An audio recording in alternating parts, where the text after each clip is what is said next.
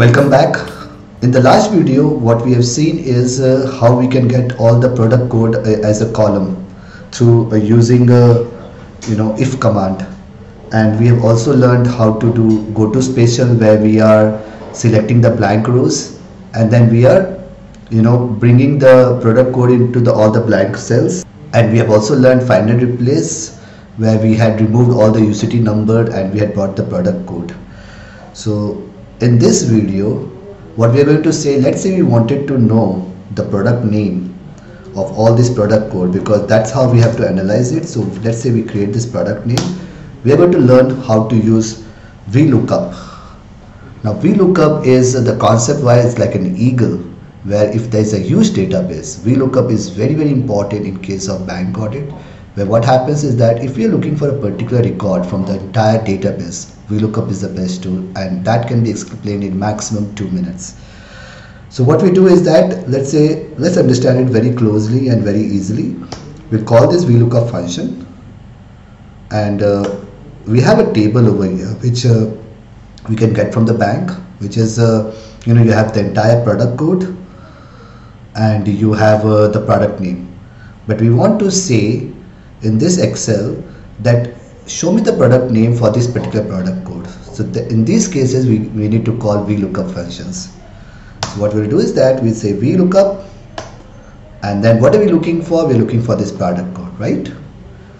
So this is the first question which has been answered. The second question is table array.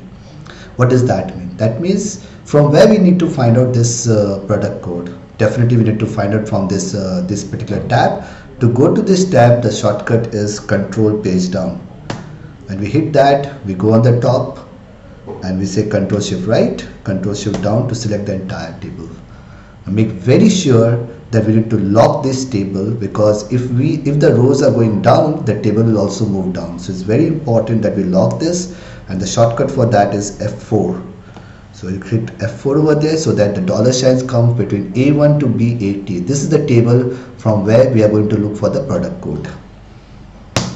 My third question is, what are we going to get as an output? It is the second column. The first column is your product code and the second column is your product name. So we'll say number 2.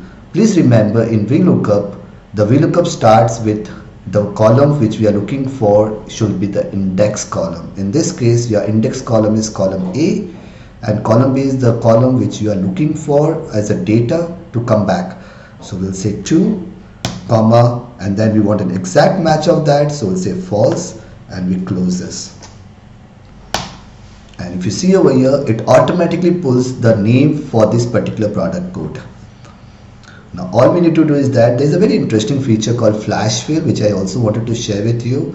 If you see, there is a small plus sign which comes. As soon as you see the plus sign, if you double click on that, it automatically pulls up all the product name and copies the formula right to the bottom. So this is how, if you see, we get an Excel file which was raw, which was in this format, into a format which is a complete database, where we can filter, we can use VLOOKUP, we can sort, we can identify anything, and we can make our bank audit much more efficient and effective. To summarize, let me share with you that in this whole exercise we have learned how to open a file, a text file, into an Excel, how to remove all the unwanted rows and the blank rows using filter command. We have also learned how to use if functions to get the product code. We have also learned how to use Ctrl G, go to special, to identify blank rows and then fill that up with the data above it. And we have also learned how to use VLOOKUP. So I think if we can practice all these tools, this will definitely help you in doing bank audit much more effectively and efficiently. Thank you, and let's bring technology to our profession.